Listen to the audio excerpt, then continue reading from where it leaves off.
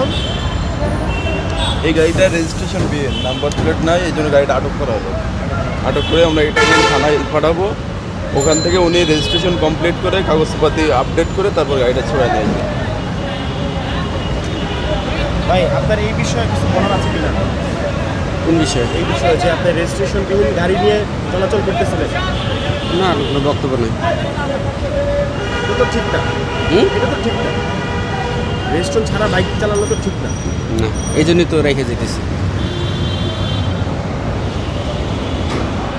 কি করে উনিও রাখতো না আর আমিও রেখে যাই না গাড়ি, এটা ভেরি সিম্পল জিনিস।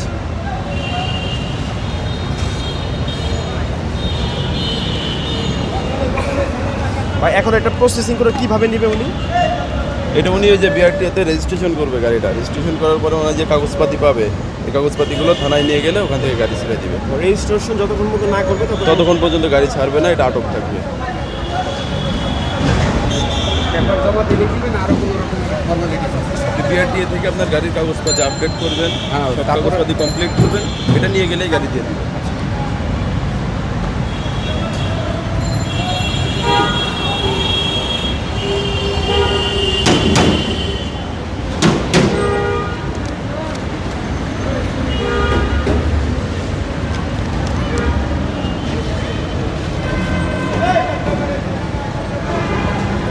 আপনার নাম কি ভাইয়া?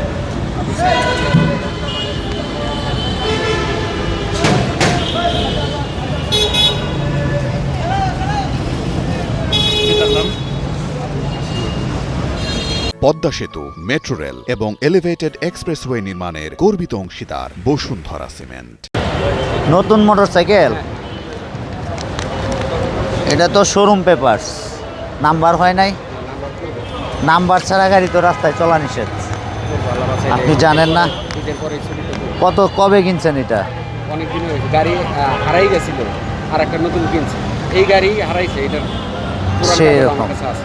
আপনার তারিখ হচ্ছে, এখানে তো তারিখও নাই। আছে তারিখ আছে। ওই দেখান তো। 1 বছর প্লাস, সেপ্টেম্বর মানে 25 সালে কিনছেন। সেপ্টেম্বরের 16 তারিখে। আমরা নাম্বার ছাড়া গাড়ি তো আটক করি। আল্লাহ বাঁচাইলে ঈদের পরেই করি। আল্লাহ বাঁচাইলে করেন, কিন্তু এখন তো আপনি চেকপোস্টে করছেন। আপনার লাইসেন্স আছে, হ্যাঁ। কিন্তু গাড়ি পেপার ছাড়া গাড়ি রাস্তায় চলতে পারেন না। মামলা না, এটা আটক হবে, আটক হবে। পেপার ছাড়া গাড়ি চলতে পারেন না। গাড়ি ধরে নিলাম অরিজিনাল, কিন্তু ধরে নিলাম আমি অরিজিনাল, কিন্তু আমাদের তো আইন তো আর কোনো অজুহাত মানে না। এই আলামিন এদিকে আসো।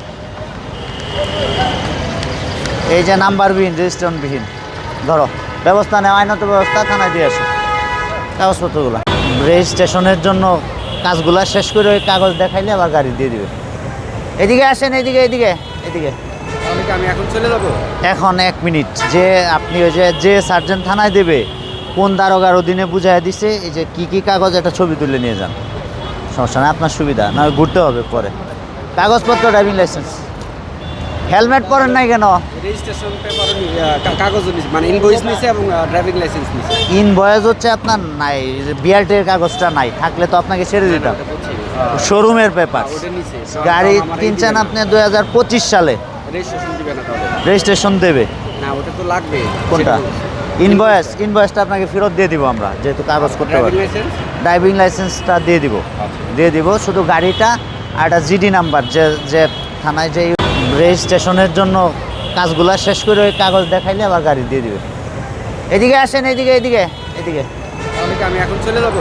এখন 1 মিনিট, যে আপনি ওই যে সার্জেন্ট থানায় দেবে, কোন দারোগার অধীনে বুঝাই দিছে, এই যে কী কাগজ, একটা ছবি তুলে নিয়ে যান, সমস্যা নেই, আপনার সুবিধা না, ঘুরতে হবে পরে। কাগজপত্র, ড্রাইভিং লাইসেন্স। হেলমেট পরেন নাই কেন? রেজিস্ট্রেশন পেপার কাগজও নিছে, মানে ইনভয়েস নিছে এবং ড্রাইভিং লাইসেন্স নিছে। ইনভয়েস হচ্ছে আপনার নাই, বিআরটির কাগজটা নাই, থাকলে তো আপনাকে ছেড়ে দিতাম। শোরুমের পেপার, ওটা নিছে। গাড়ি কিনছেন আপনি 2025 সালে, রেজিস্ট্রেশন দিবে না তাহলে? রেজিস্ট্রেশন দেবে না, ওটা তো লাগবে। কোনটা? ইনভয়েসটা আপনাকে ফেরত দিয়ে দিব আমরা, যেহেতু কাগজ করতে ড্রাইভিং পারি। লাইসেন্স?